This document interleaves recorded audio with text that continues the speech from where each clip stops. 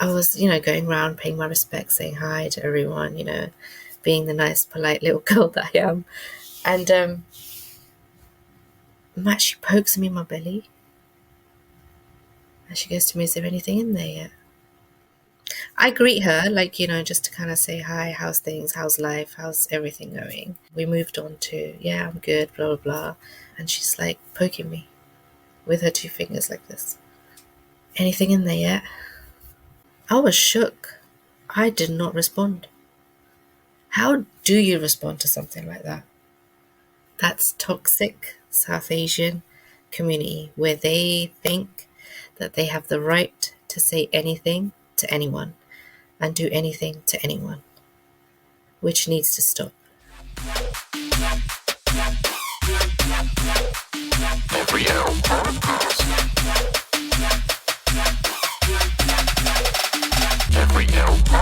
Welcome, ladies and gentlemen. I'm your host, Matt Brown, and you're listening to the Every L Podcast. Each episode, we'll have a different guest come on and talk about when life hands you an L, is it really a loss or is it something else? Because not every L's a loss. So sit back, relax, or do whatever you guys do to get comfortable as we get into this. Let's go.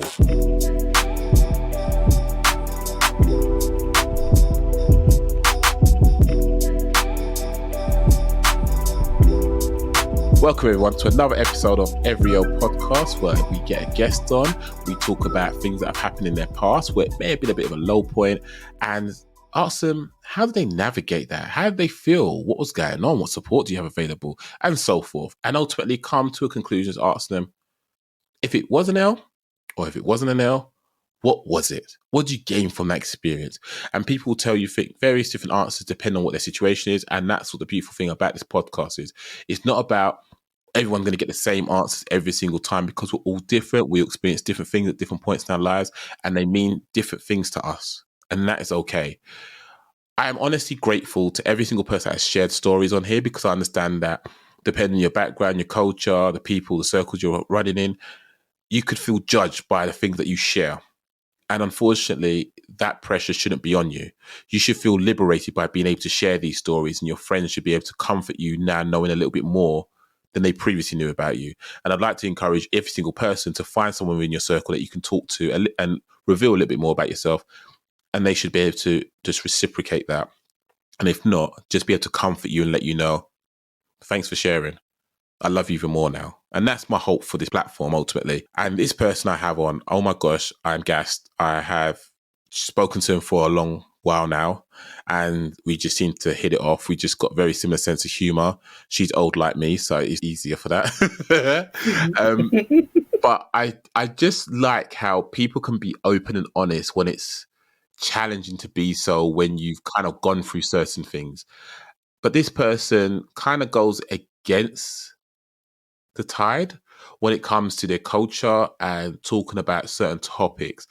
And I like that, because what she talks about, and I'm not going to tell you what she talks about because I'm going to let her do it in her intro, because I don't want to rob her of the opportunity. But I think it's important that if you go through something that is fairly common, but people don't talk about it because it's not the done thing to do within your culture, if you've suffered mentally about it, think about all the other people that suffered about it as well.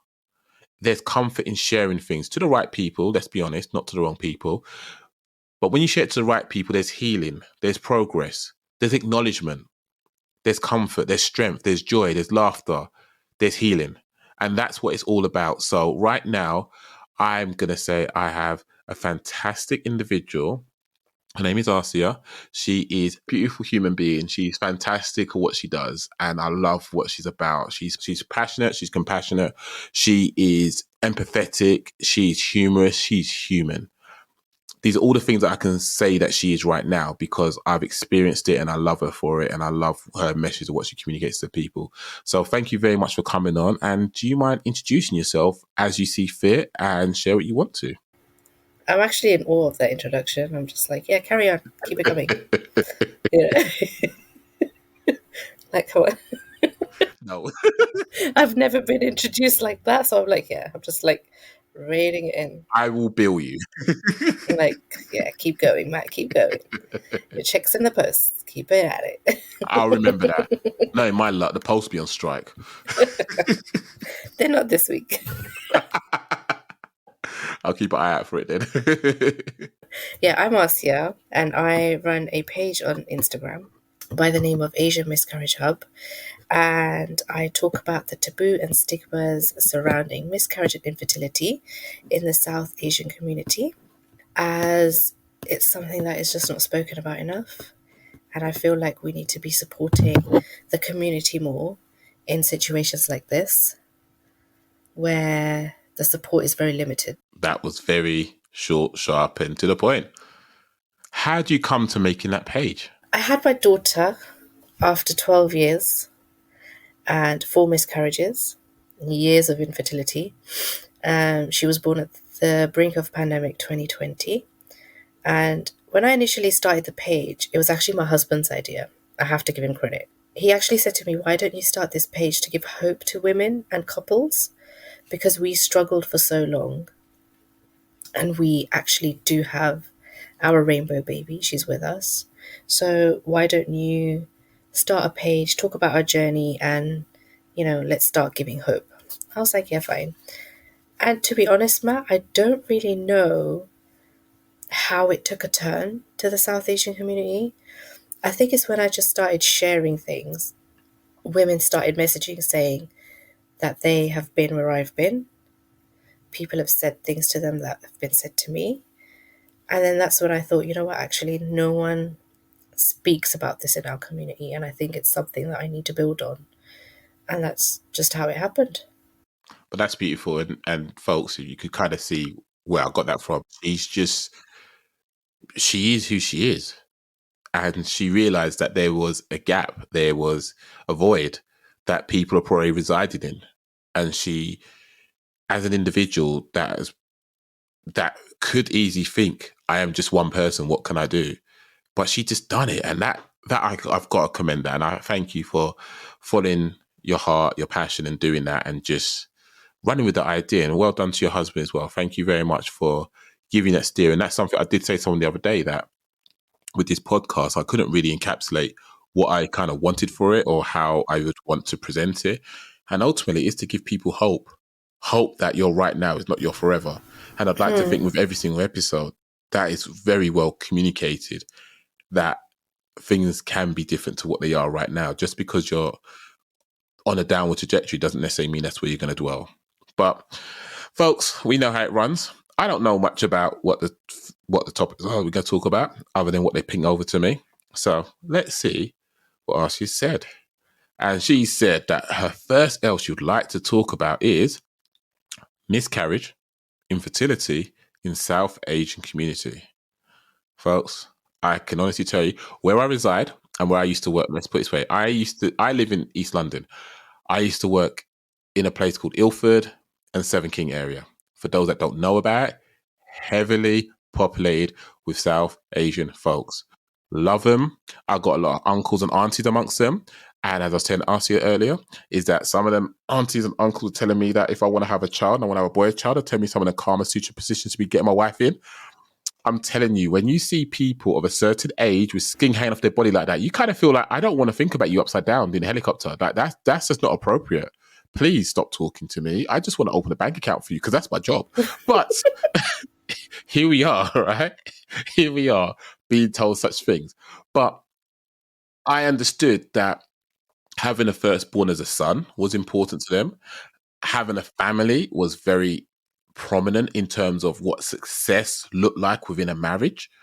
And that was me from the outside looking in. I have no idea what the pressures may have felt like being within that environment. And if you're having miscarriages after miscarriage or spells of infertility, I have no idea what that could do to your mental health and well-being. So I'm in the right, best possible way. I'm excited to hear what you're going to share.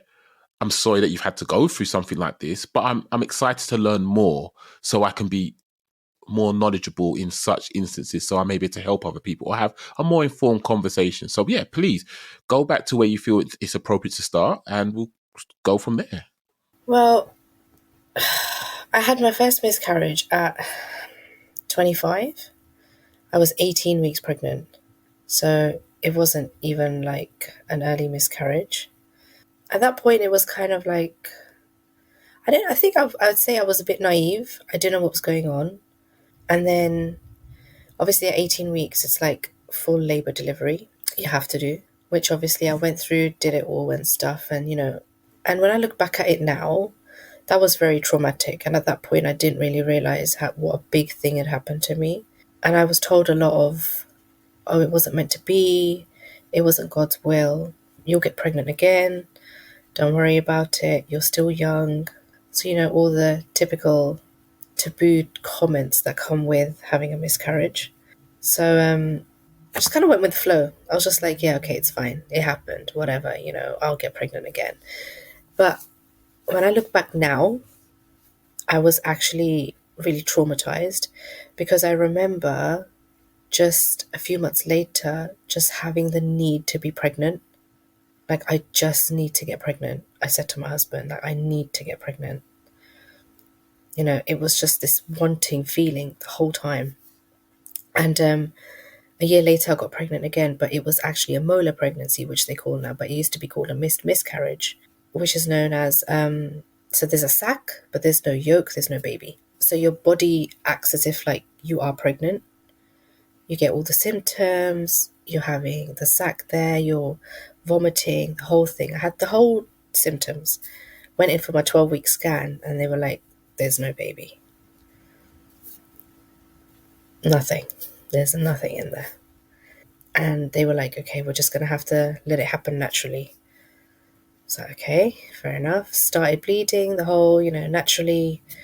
But I think that miscarriage actually took out of me more than any of my miscarriages.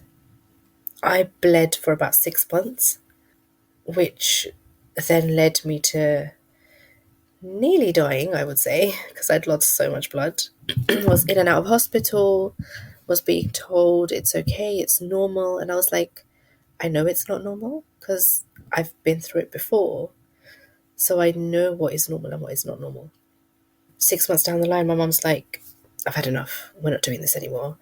Took me to a homeopathic doctor.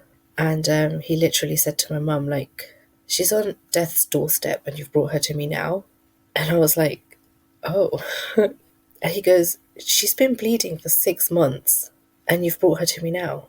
He just took one look at me and I kid you not, Matt, within 3 days I stopped bleeding with what he gave me. Wow. Fair enough, it happened.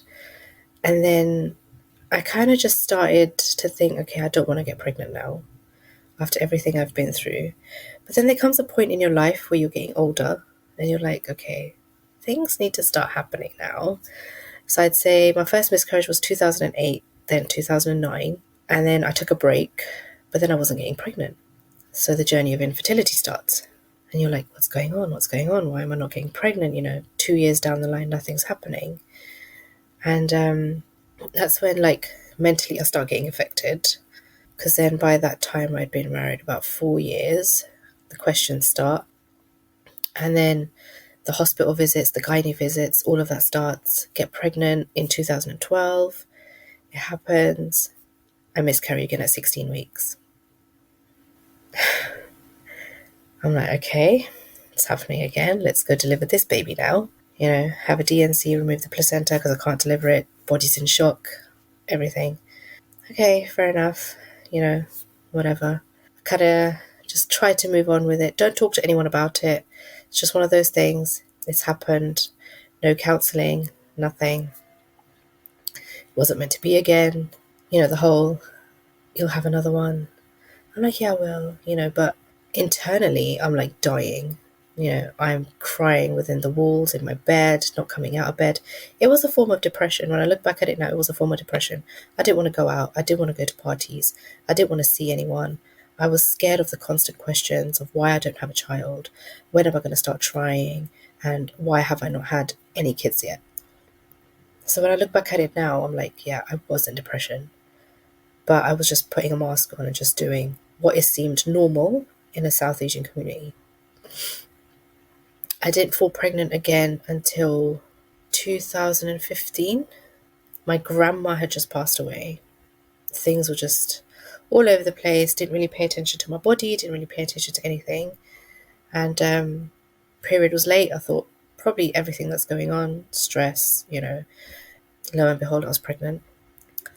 This time round, so on the 2016 one, I go to see a consultant because my husband's colleague actually contacted him saying, I think your wife's got incompetent cervix. And what is that exactly? So that is basically a weak cervix in simple words. So where your cervix cannot take the weight of a baby growing. Past 3 months, your cervix weakens and you go into preterm labor. So your cervix is fine for the first 3 months because the baby's not really that big. It's not gaining weight. It's not growing to the capacity that it would after 3 months. And my auntie actually has incompetent cervix, so it can be genetic. And this is from my paternal side. So I remember calling her and saying, I need to go see this consultant. I've been told. She's like, fair enough, I'll come with you. And she had incompetent cervix. And what they do is they actually put a stitch in your cervix to just close it up so that you don't go into preterm labor. And I remember going to the consultant, and he is amazing at what he does. I'm not going to doubt him. But I remember fighting for my stitch and saying to him, I actually need one. Even though I told him my history, and he was like, no, you'll be fine. I'm like, no, I need to have a stitch. Had a vaginal stitch put in. Unfortunately, it failed. I lost my son at 23 weeks.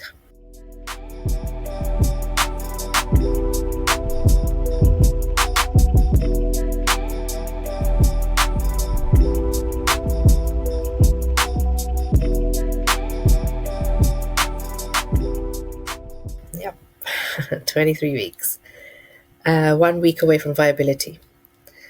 And at that point, I remember actually, the only thing I remember from that time is saying to my husband, go and marry someone else who can give you kids.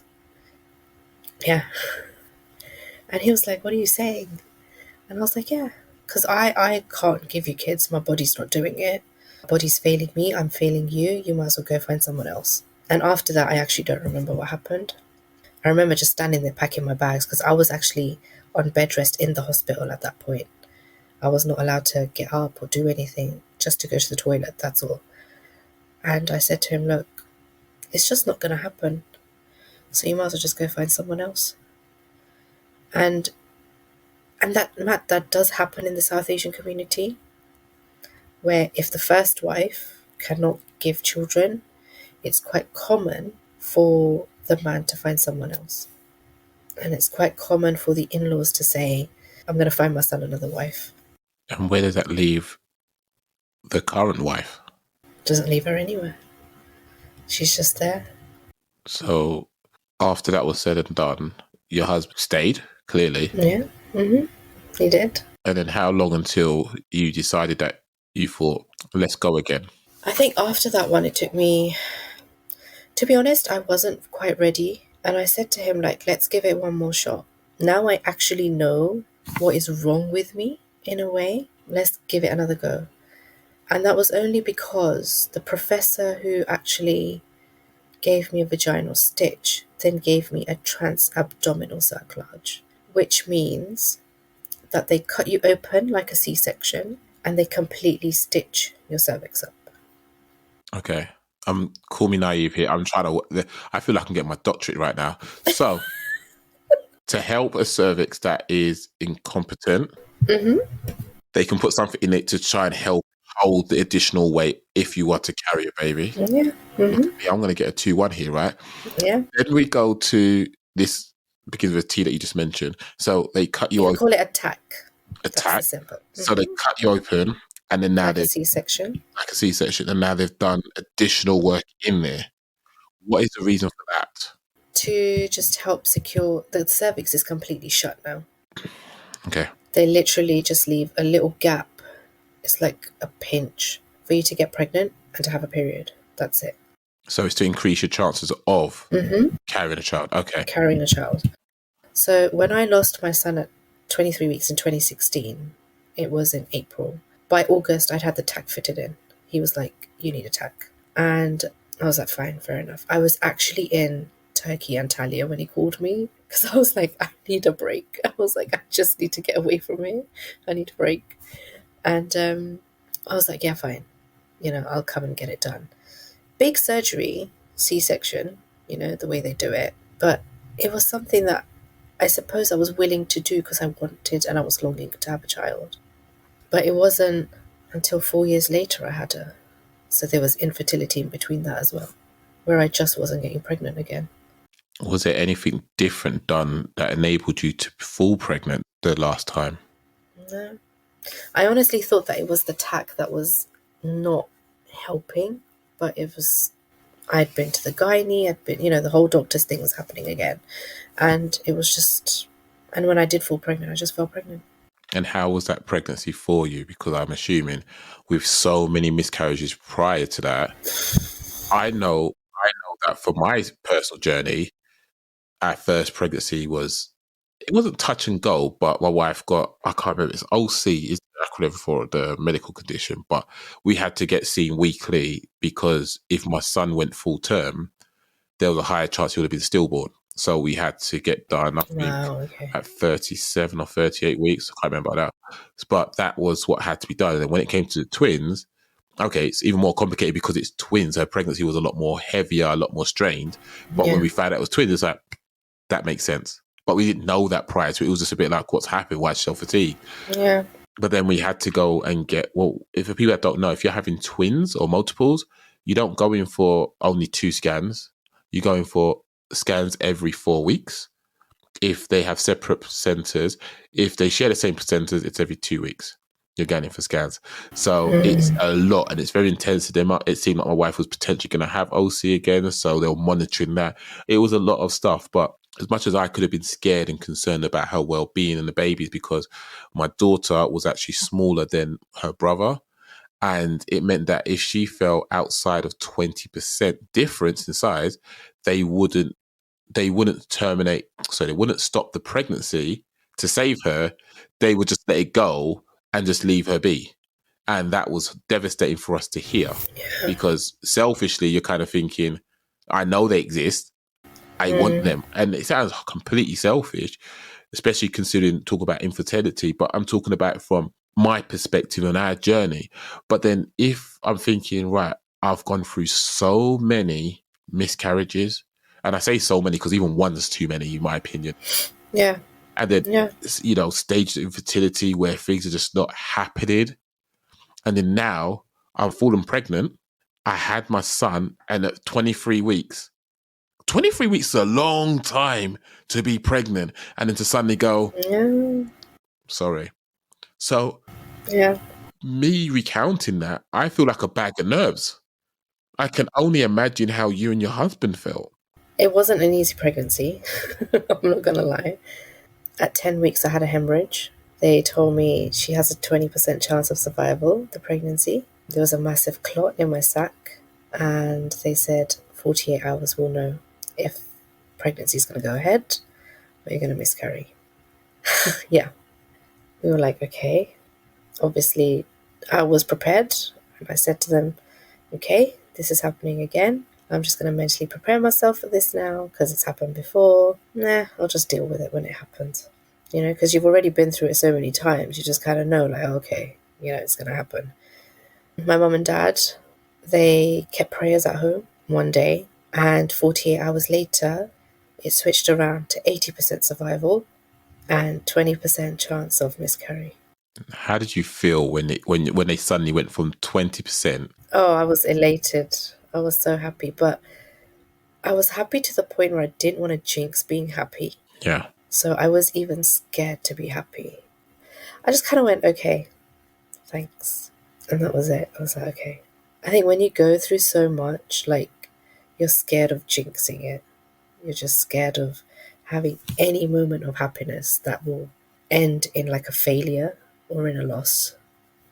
And I went off sick from work. My employers were amazing. You know, a lot of employers are not understanding, and I know that. My employer was great, and she actually said to me, I want you to go off sick for the rest of your pregnancy. And when you deliver, you're going straight onto maternity. I don't want to see you here. We are not taking this risk. Because when I lost my son at 23 weeks, I was actually still working for them. I've been there for about 10 years now. Wow. Yeah.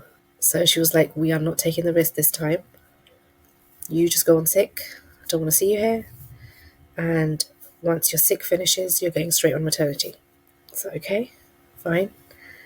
It wasn't an easy pregnancy. I bled on and off the whole time.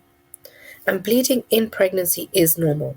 But when you've had losses already, there's only one thing on your mind. Be prepared. And then I was having scans every 2 weeks just for myself. So they gave you like reassurance scans, which was great. I had them all the way up until the end because I just needed to be sure that I wasn't going to lose the baby and the TAC was doing its job. And the TAC did do its job, which is why she's here. Amazing fact, she actually kicked my TAC out, which no one can, it cannot be done. Well, clearly it can be. Yeah. Even my professor was shocked when he actually cut me open for my C-section. He was like, so if you plan to have another one, I was like, yeah, lying on the C-section table, like having my C-section done is just telling me, if you plan to have another one, you're going to have to come and get another stitch. And I was like, huh? What? He was like, yeah, she's kicked it out. It's not working anymore. So basically with a TAC, because your cervix is closed, there is no way of the baby coming out, which is why you have to have a C-section. Because obviously when you're in labor, your cervix dilates and then, the baby is born. But the cervix cannot dilate, which is why you have to have a pre-booked C-section. But I was having contractions without knowing I was having contractions. Bear in mind, I've never experienced like normal labor. I've had labor where I've had to deliver a stillborn or a miscarried child. I don't know what normal feels like. Your normal's very different to other people's normal at this point. Exactly. So when the doctor was doing her rounds, I was in hospital because I was bleeding again. And I was strapped up to the machine and she came in and she goes to me, "Are you contracting?" Because she was watching the machine. And I went, "I don't know." She goes, "You are?" Okay then. And she goes to me, "How many weeks are you?" I said, 37. She goes, "Okay, you're having the baby tomorrow." So was you going to be 38 weeks tomorrow? So it was 37 plus 1. So 37 weeks is classed as term. So I was 37 plus 1. Well, I'm grateful that she took her job seriously enough because let's be honest, we know that NHS workers have worked hard, whether they're private or otherwise. They work hard. They got so much to do with so little time. And it's easy to overlook some stuff because I'm sure some of us do it in our own jobs at times. Not that we try to do things wrong, but it's easily done. But the fact that she, you didn't sort of wince at it from the sounds of it. You kind of was like, "Oh, I'm just here to do my thing, right?" Yeah, I'm bleeding. I'm here, Yeah. And she's like, no. Yeah. you know. She's like, "Have you got your hospital bag?" I was like, "Yeah, it's there." She goes, "Okay, the baby's coming tomorrow." So, okay, I have to ask, how do you feel at that point? To be honest, Matt, I was excited, but also in shock at the fact that I'm actually going to have a baby, that I've actually made it. We've actually done it. And there is no feeling like that from when you go through a journey like mine and to know that tomorrow you're actually going to have a baby in your arms. There's no feeling like it. That is beautiful. So, how did that feel going through all of those things within the South Asian community? Because I'd imagine in any community, that would have been an ordeal and then some. But clearly your page is more focused on the South Asian influences and the cultural experience. How do you feel that differs for other cultures? I feel like when it comes to marriage, pregnancy, even jobs, what your kids do, it's very toxic. Because in our South Asian community, if you're over the age of 25, you get taunts of not being married. Why are you not married? Who's going to marry you? Or because you're over 25. You get those taunts. When you do get married, If you don't have a baby within the first 6 months, there's something wrong with you. Why are you not pregnant yet? What's wrong? Has she been to the doctor? Have you had her checked? And it's always her. It's not him. It's always her. And I think we need to really focus on that, because it's never the man's fault in our community. There's always something wrong with the woman. And within a year or 2 years, still no baby, right? She needs to go to the doctor. You need to take her here. You need to get her checked. Is everything okay? I've even had someone DM me on my Instagram and say that a relative of hers actually said to her, "Are you doing your bit in the bedroom? Because you're not getting pregnant." What does that look like, doing your bit? Well, it's her, isn't it? Like I said, let's focus on her. Is she doing her bit in the bedroom? That's toxic society. Yeah. I literally, when she told me that, I was like that, quiet. I didn't know what to say to her. I don't understand what gives anyone the right to speak to anyone about what happens in the bedroom, or why they haven't had a child, or why they are not falling pregnant. It's a personal choice. And especially with our community, where we do have a lot of arranged marriages, it's quite normal. And I always say, like, when you have an arranged marriage, you have to get used to the person that you're suddenly living with. You've never lived with them. You've never, like, hung out with them. You don't know what their attributes are. You don't know how they live. They don't know how you live. You have to adjust yourselves first, you know. But our society is just like, you're married for a year. Why haven't you had a child yet? How does that make you feel? There's just unwanted pressure. I felt a lot of pressure from people that I didn't know, from people who I think didn't have the right to talk to me like that. Because, like I mentioned earlier, it got to a point where I'd stopped going out, I'd stopped going to parties, I'd stopped going to weddings, because I was sick and tired of being asked, "Why are you not pregnant? Why don't you have a child? When are you going to have a child?" And they think it's the norm, they think it's okay. And I think a lot of the women that I faced kind of forget that they might have gone through that as well. As I mentioned to you earlier on when we were talking, that a miscarriage rate is 1 in 4. That is very high. The South Asian community is so big. You can only imagine how many women must have gone through that. But they tend to forget that they were there once as well. But because they're older and wiser in some way, it's okay to question the younger generation. Can I play devil advocate and ask, do you think it's because when they were going through it and they kind of kept it to themselves, going through their silent struggles, let's call it that, they eventually became pregnant by hook or by crook? We've had a conversation about how many different ways people can become pregnant. You know, I know someone that can help you with that. Yeah. They get pregnant. Now they're in with the Joneses. They don't want to have empathy with you, potentially because it will bring them back to a place that they don't want to revisit. And because they're in with the cool kids, let's call it, they don't want to jeopardize their place within that circle. Do you think that potentially plays a part in it? Um, I don't think it does, if I'm quite honest with you. What I actually think is the problem is education. Lack of education? Yeah. And I feel like it's a generational thing as well. They are doing what their mums did, what their grandmas did, and it's just been passed down. And they just see that as the norm. Whereas, in fact, it's not normal to do that. But because they've seen their elders do it, they think it's normal to do it to the next generation. Whereas our generation, as my dad likes to call us, we are the Y generation. We have to know why. We have to know where this has come from, where it says that. Why do we have to do this? We are kind of like, where does it fit in with our religion? Where does it come in our culture? But if I look at my mum and dad, they just kind of went with the flow. They just did what their mum said, what their dad said. My mum's always like, I never questioned my mum like that. I'm like, yeah, well, I need to know, like, why? And I just think it's a generational thing that is happening. And our generation is trying to break that now. And I don't think they like it. Why?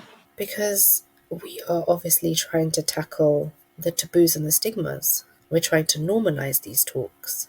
Whereas for them, it's we shouldn't be talking about it. Why are we talking about it? In my household, since I have started speaking out, miscarriage, infertility is the norm. My dad talks about it, my brothers talk about it. We just talk about it normally. Whereas if I was to go to another family function, external family will still be hesitant to talk to me. They won't talk about what I do on Instagram. Even though they follow me, they won't. Because in their eyes, it's still a taboo, it's still a stigma. And why am I talking about it? It's not seen normal. And that's what your page does. It normalizes that conversation, which I think is important. And the reason I think it's important is because this is something I'm learning the more I have conversations around this and the pages I follow. It's acknowledging a life that could have been, and in some instances should have been, because if it's your baby, you're kind of thinking, no, they should have been here. Would you say that them not talking to you or acknowledging what's happening, actually, no, let me not make assumptions. Did they acknowledge the miscarriage that you've had even after it's happened, or was it just a straightforward, we're not talking about that? It was acknowledged in the fact that it wasn't meant to be. That's it. So did they ever engage in conversation with you about the child? So Bliss Charity, I think, would sort of have people say, you know, they'll acknowledge a child's birthday when it's due and stuff like that, and they'll celebrate. And I love that. I love that because I would never think about it because I'm not been in that realm. But I guess if I was, I would have probably still said, yeah, they would have been this age or happy birthday, so-and-so. Yeah. Would you have liked people to have done that with you? Do you know when it actually happened, Matt?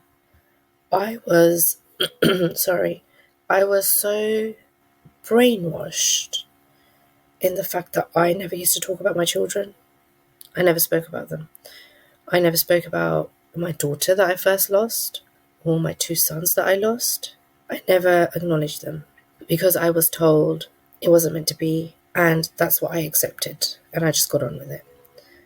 And now that I've had Ida and I've started talking more, I've started to acknowledge it more now, and I'm starting to show people that it is normal to talk about your kids.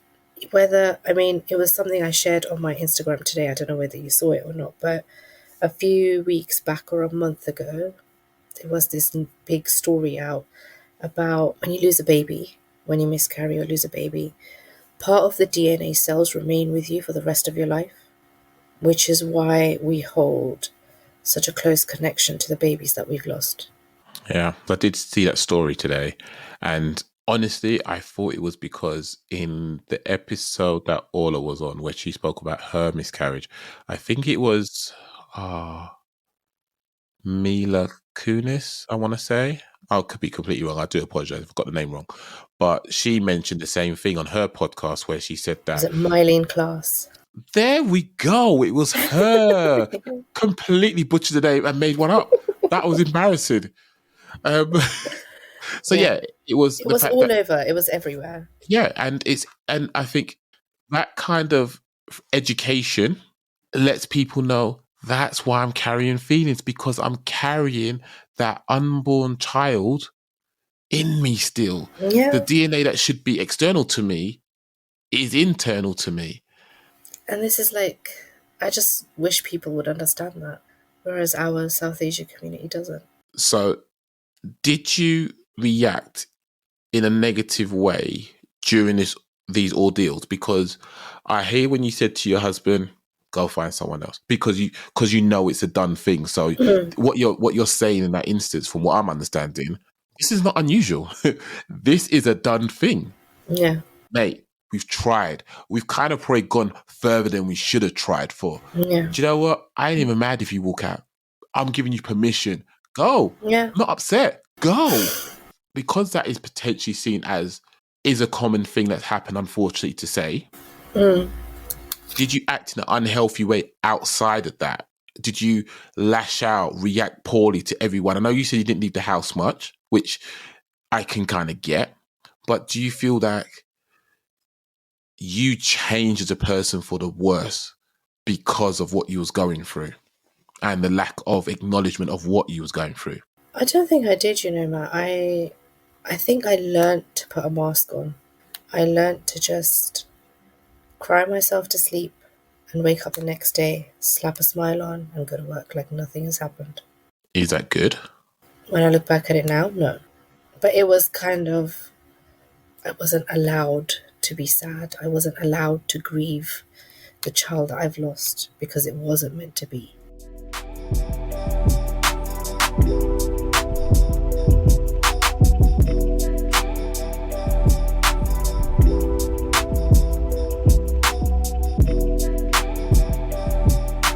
What support did you have during those times? I wish I had external support. I wish I'd reached out to charities. But even that is seen as a taboo, a stigma, as to why do you need help? You'll be fine. Mum and dad were great. Obviously, your family is great. And they understand when you say, like, I don't want to go out today. They completely understand. There's been times where I've said to my husband, I'm just not doing it today, where I haven't got out of bed all day. He's accepted that. But I wish I had reached out to charities. There are so many out there. And I just want to make it normal or just say that it is okay to reach out to them. For someone who didn't, I wish I did. And I do want to normalize the fact that asking for help is not seen as a weakness. Because in our society, that is also seen as a big weakness and a taboo. Why are you asking for help? Why do you need to? What is mental health? This is why I feel like people of our generation, the youth, this is why they have so much mental health issues, because our society thinks there's nothing wrong. You'll be fine is the answer to everything. If you can't see it, it doesn't exist. Yeah, which is why I think our community really struggles with a lot of mental illness, because they're not comfortable to talk about it to their parents or to anyone else, because they will be seen as a weak person. I get that. And I think another thing that plays a part in it is there were youth centres when we was younger growing up. So you could leave your house and go to a place where other people your age group were hanging out, and you could talk to a stranger about whatever it is going on, or they overheard you talk about stuff, pull you to one side and talk, and there was no real consequences because they weren't your family like that. But now the government hasn't got enough money, supposedly, to fund those youth centres, and then wonder why crime is escalating, because I'm not letting all these kids come back to my house. You mad? Get lost. Go out in the street. Yeah. So they hang out in the streets, and then they get told they're gallivanting and they're doing all this other stuff. So it's sort of like fund youth centres, get people out there, let them talk about what's going on.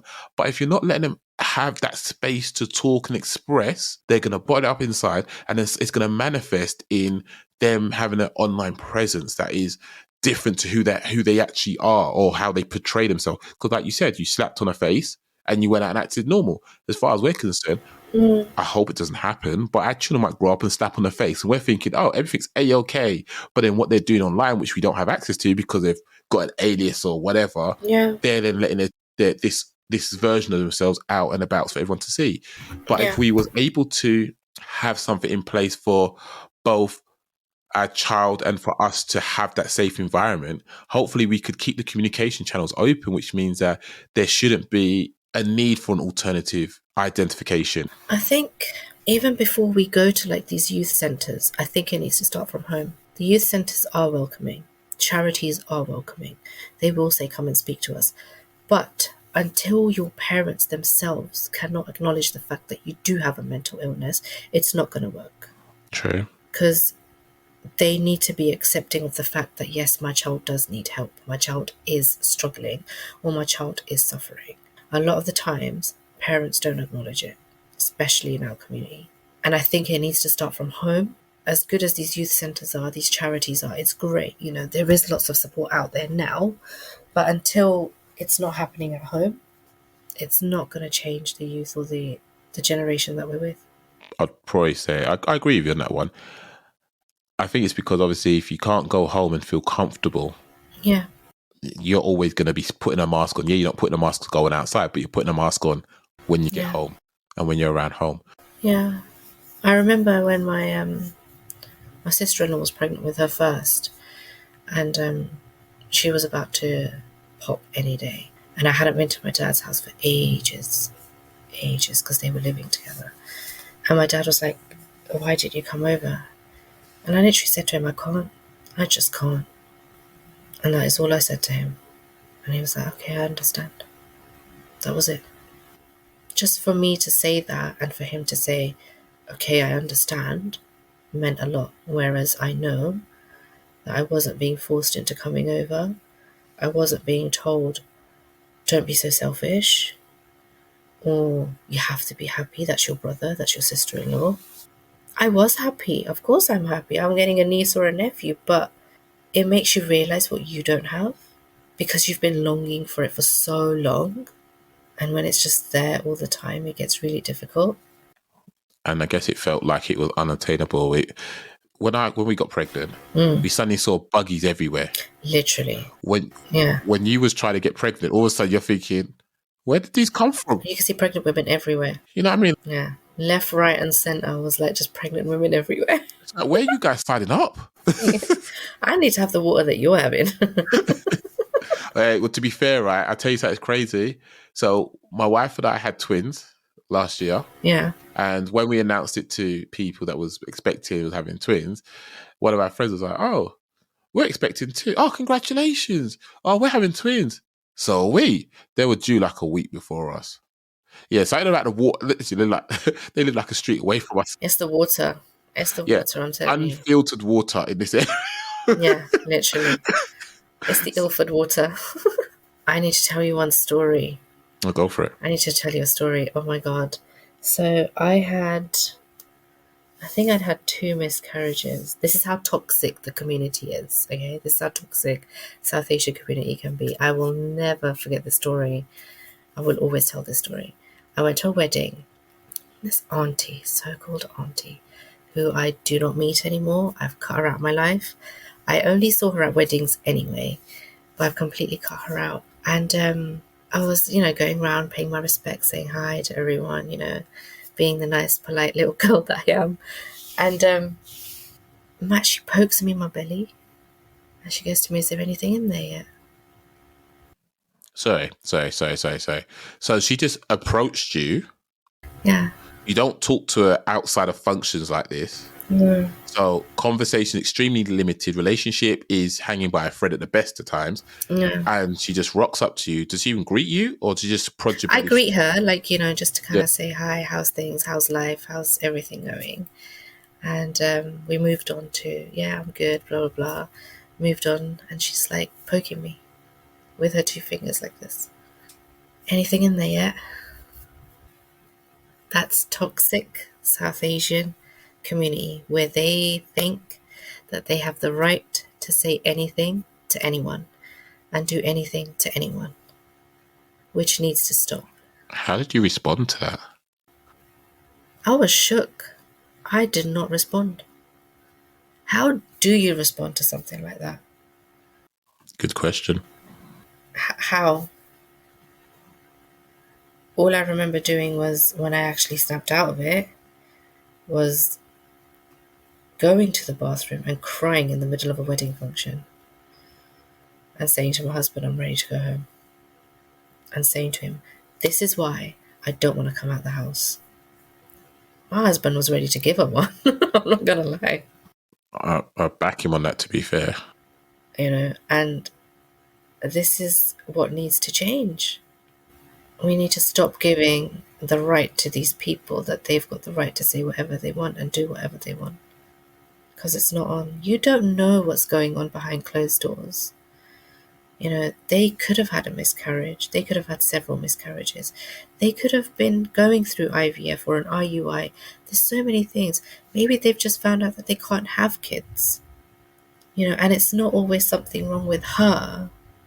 Maybe it is your son who can't have kids, but you're getting him married off because you think the girl can't conceive. Lo and behold, he gets married to a second wife and they're still not having kids. When are you going to learn? I do think it is down to education, like you mentioned. There's a guy I heard on a podcast. His name's Rob Swain, and he went through male infertility, and it was down to his diet and something else to do with his sperm count.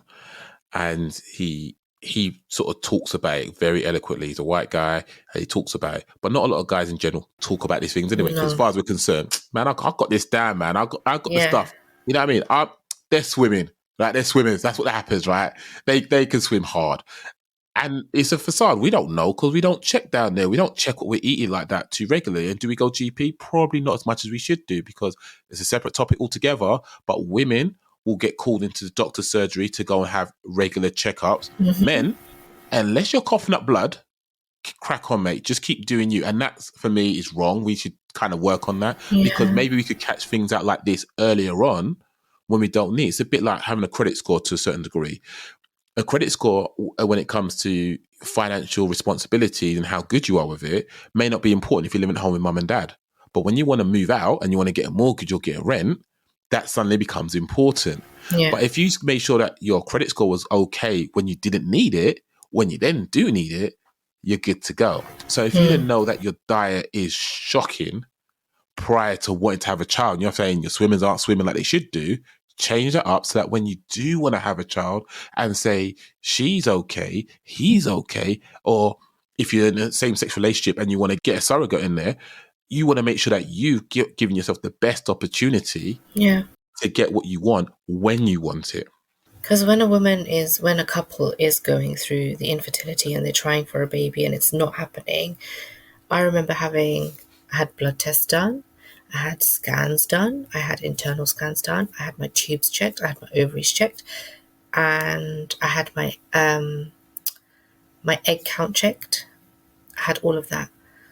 And hubby was just sperm check. Sounds a bit lopsided. I had my BMI checked. Not a man though. How'd that make you feel?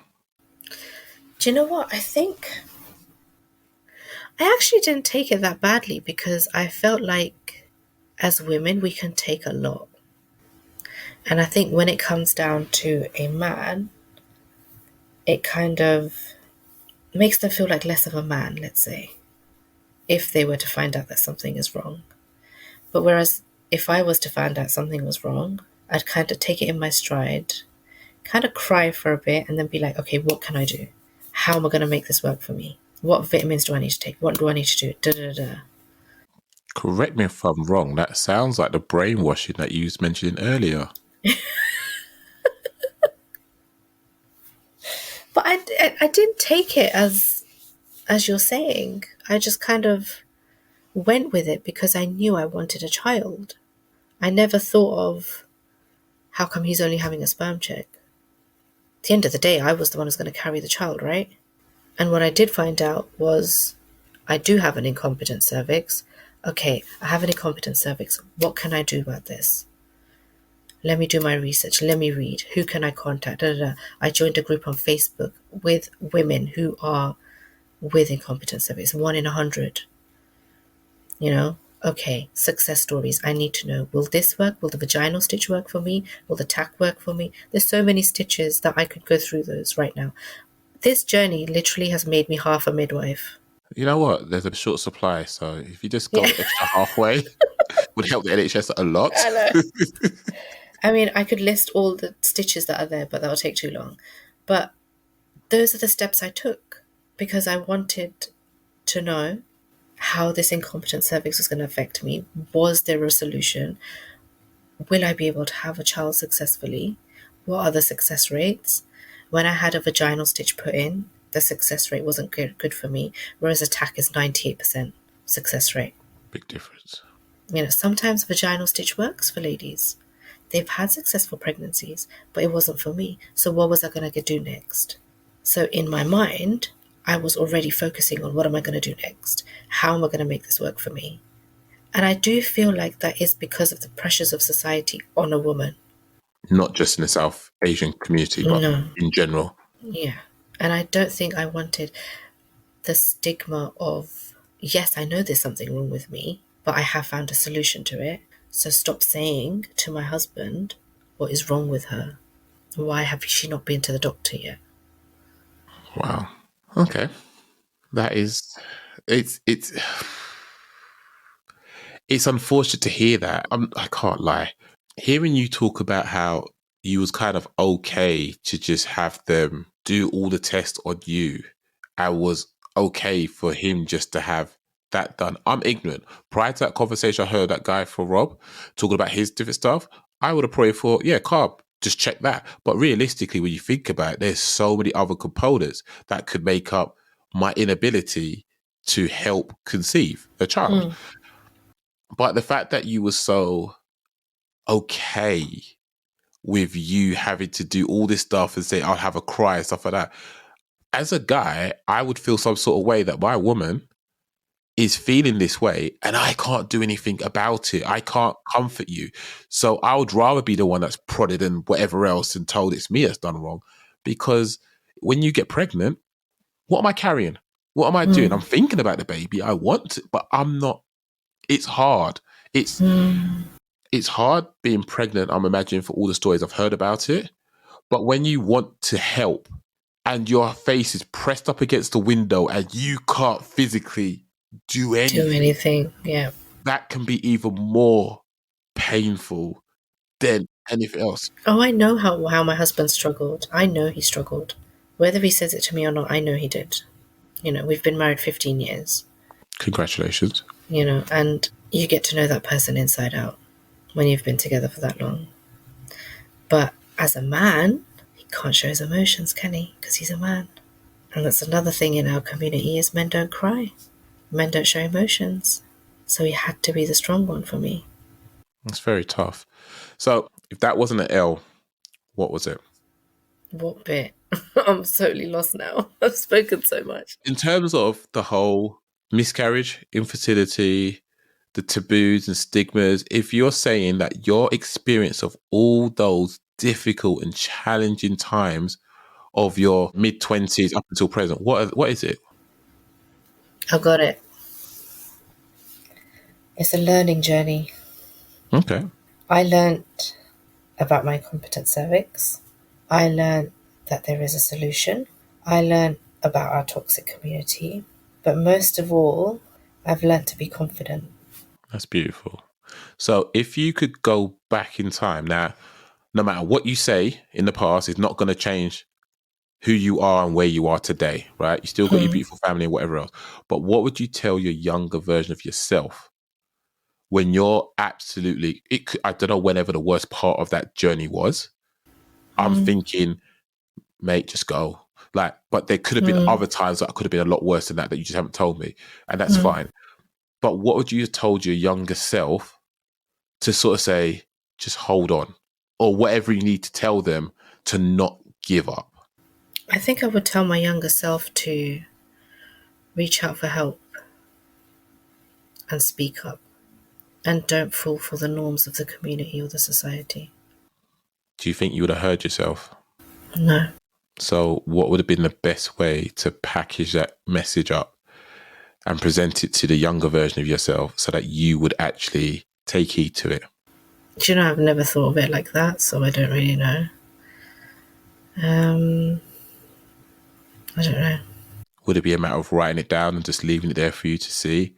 Would it be a matter of taking you to one side and just having that conversation slowly but surely over time?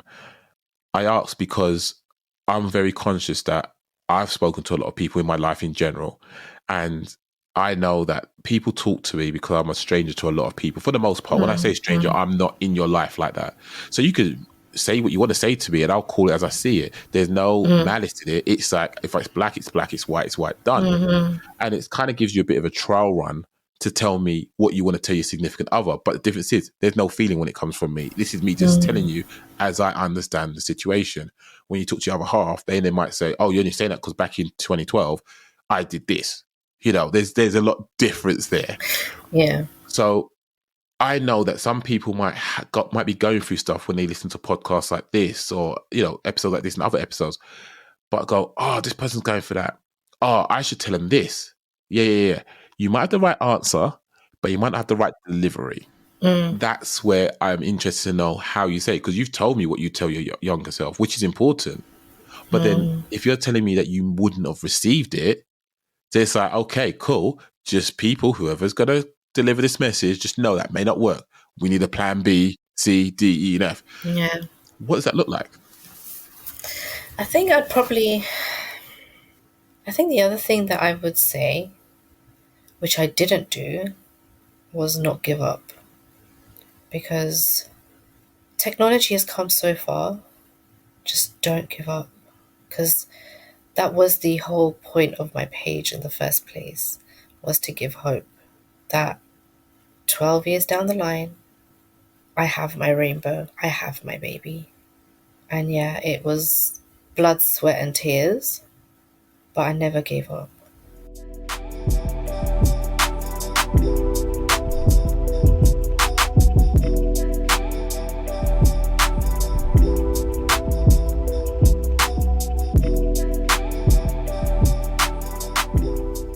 The irony is that there was a lot of blood, there was a lot of Yeah, tears, there there was. was a lot of sweat. There was. More blood, though. Wow. Wow.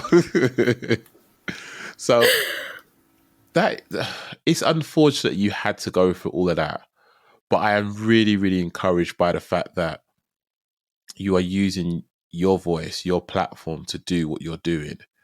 And from what I understand, you do some coaching as well. Yeah. So I, to be honest, I have to give credit to my daughter, Ida.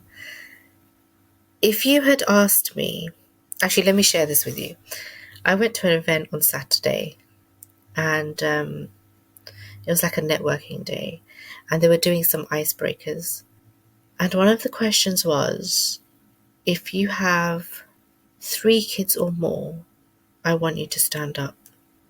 Guess who stood up? I did. If you had asked me 3 years ago, if you've got 3 kids or more, stand up, I would be sitting. I stood up, Matt. I'm a mother of 5. Yes, 1 living, 4 waiting for me. I class myself as a mother of 5. I stood up. I stood up proud. And I would have never have done that. And I give credit to Ida for making me the woman that I am today and talking about my journey, which is why I then did my NLP practitioners coaching so I can help women and couples who are going through miscarriage or infertility to be able to help them and provide them the support that I didn't have or that I was too scared to ask for. You are trying to bring a tear to my eye. Go on, one tit, let's do I'm this. actively trying to suck it back up through my tear duct. Really, really tried. But that was a big moment for me on Saturday. And that was in a room full of women, about 60 odd women, 70 women. Like new people, not people that you're familiar with. Never met them in my life. Hats off to you. I'm proud of you for doing that. And I think people do need to realize that you are still parents, whether your child's here or not. I always say, as soon as you see those 2 lines on a stick, you're a parent. Your whole life changes as soon as you see those 2 lines on a stick, especially for a woman. It does change for a man. I'm not doubting that at all. But as a woman, I'm saying, whenever I saw those 2 lines on a stick, I changed the way I walked. I changed the way I dressed. I changed the way I sat down. I changed the way I was going up and down the stairs. I changed what I ate. I took extra vitamins as soon as those 2 lines came on because I knew I was a mom. And subconsciously, I was touching my belly because I knew there was a baby in there. A day later, after seeing those 2 lines, I was touching my belly. It does put you in a very different headspace when you see those lines. Yeah. And I think people forget time in their life because they don't have a child in their arms. They automatically think that they're not parents, but you are parents. Society doesn't help because I can't remember what it is, but if you're employed and you have a miscarriage, it's before 24 weeks, you don't get no maternity leave. You just get told, yeah, so when you coming back into the office, Yeah. which is highly inappropriate in my opinion. I think it was on my Instagram today actually that Scotland is the first, let me just bring it up. The Scottish Government announces new memorial book and a certificate for the losses before 24 weeks of pregnancy. That's fantastic. How amazing is that? That is really good. That is human decency, like at another level right now, Yeah, because a loss is a loss, let's be honest, right? And it should be acknowledged. But to sort of say, I can give you like maybe a day or two compassionate leave, don't get me wrong, I'll take it, but I don't want to have to use my annual leave for the rest of it. because there's no birth certificate given. Anything before 24 weeks. Which then further cements the idea that they never existed. You're not a Yeah, parent.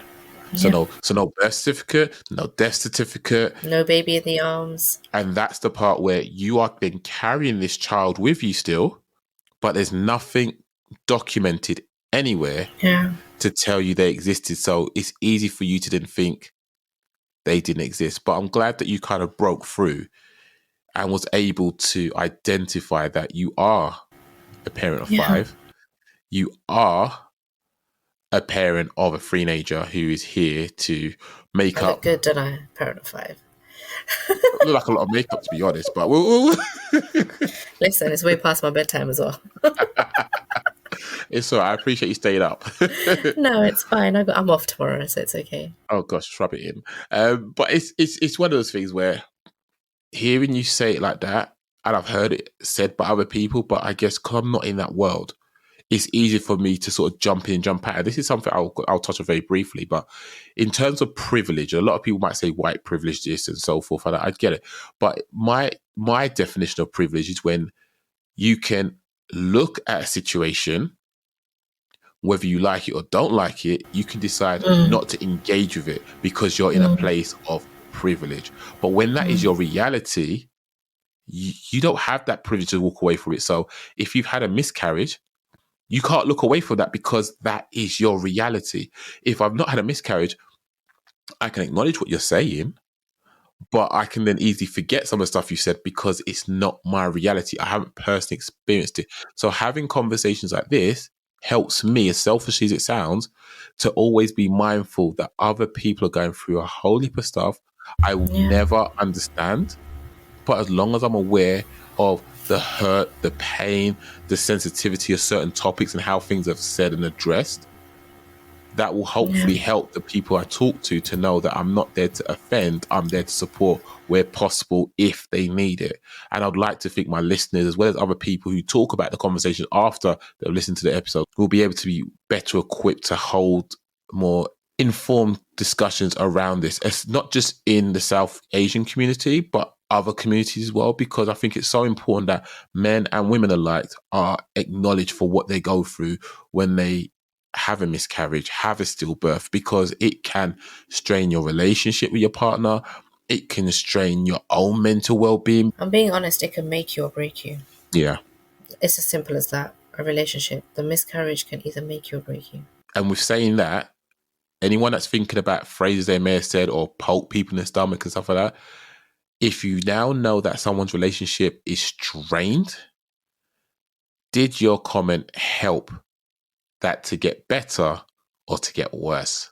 And I'm not saying that to put it on anyone and make them feel bad. I'm sorry if I did. But I'm saying that because I'm looking at myself thinking, have I said anything like that? And I don't want anyone to make anyone they care about feel some sort of way. The thing is, like, when those comments are made, like that was made to me, they don't realize the after effect it can have.